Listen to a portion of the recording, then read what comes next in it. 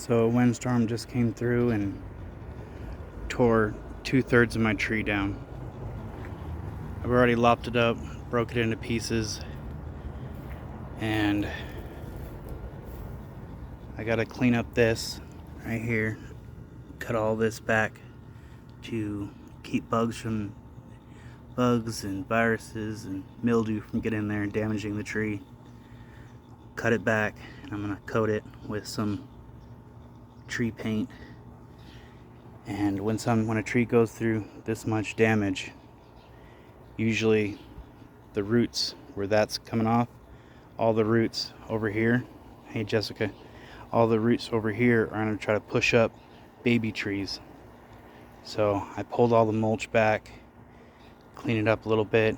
I'm going to lay down layer after layer after layer of cardboard, put a little bit of compost down first, then a whole bunch of layers of cardboard, throw all these broken limbs down on top of it as a mulch, and hopefully the rest of this tree can fill out again.